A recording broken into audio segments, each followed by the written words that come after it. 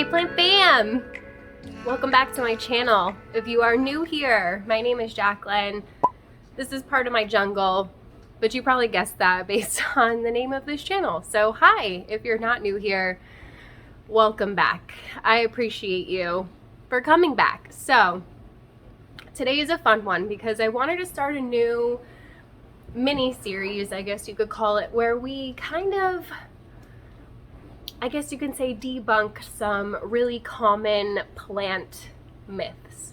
And the one that I think bothers me the most personally is the idea that plants thrive in low light.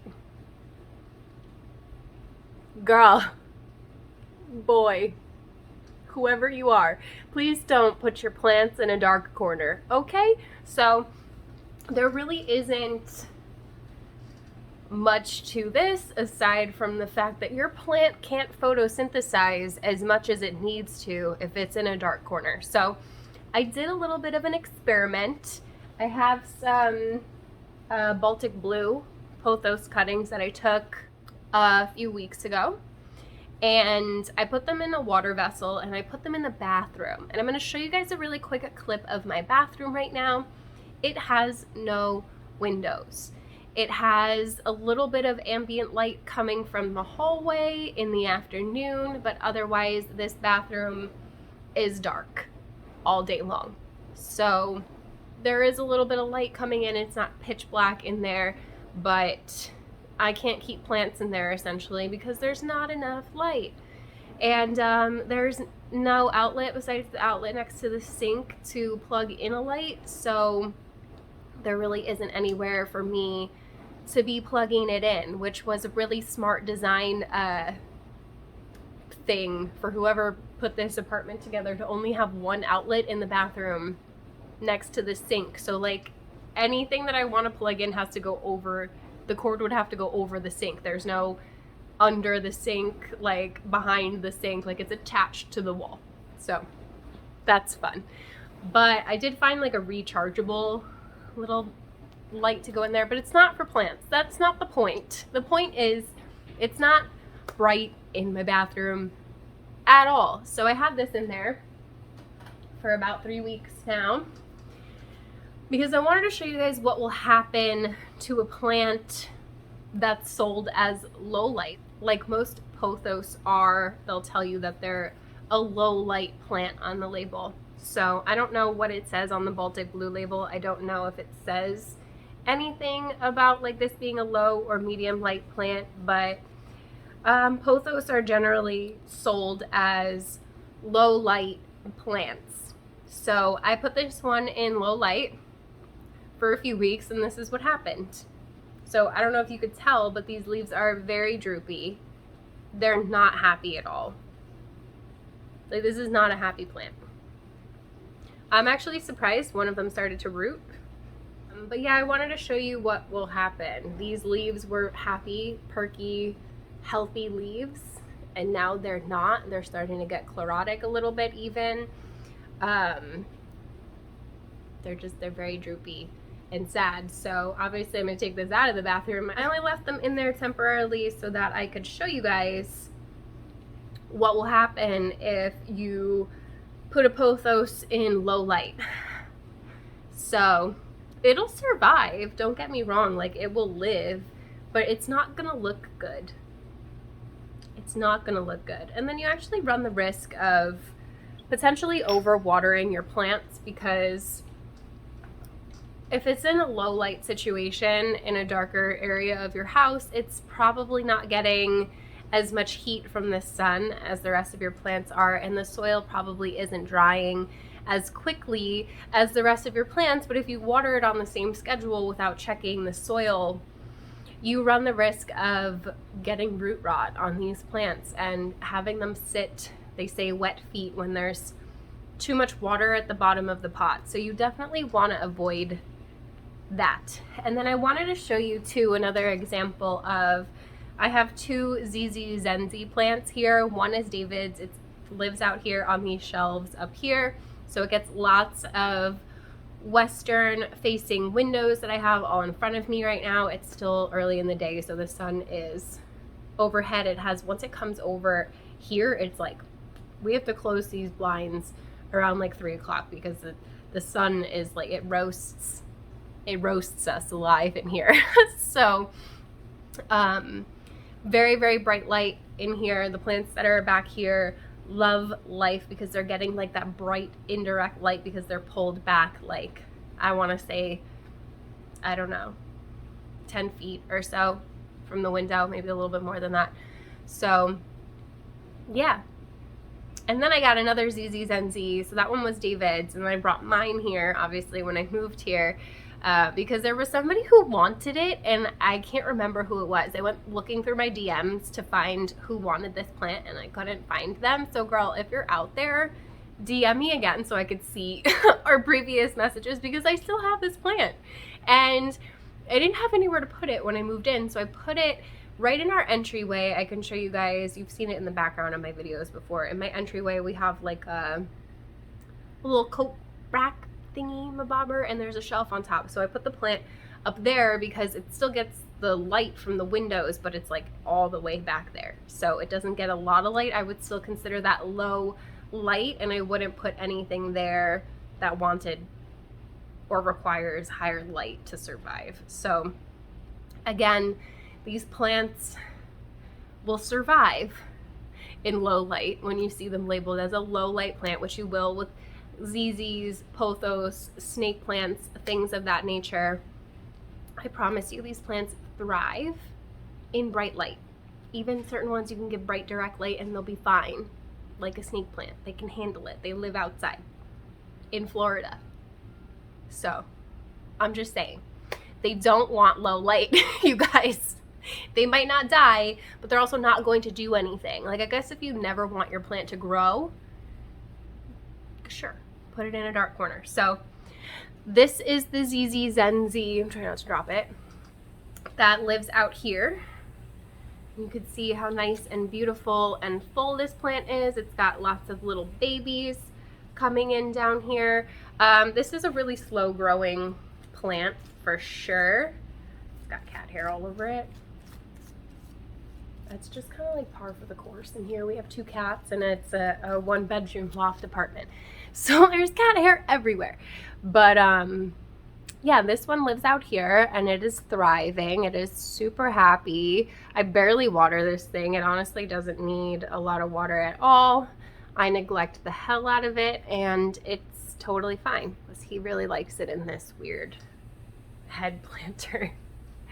He thinks it looks like wacky hair. So yeah, that one is his, and then this one is mine.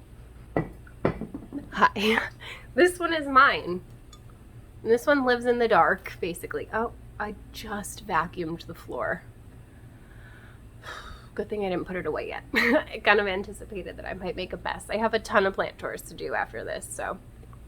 This one lives in the dark, and yeah, it doesn't do anything. It hasn't grown.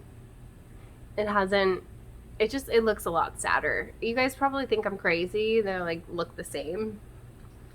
But I just want to show you the difference between one that is in brighter light and thriving and one that is in darker light and not thriving. They're both alive.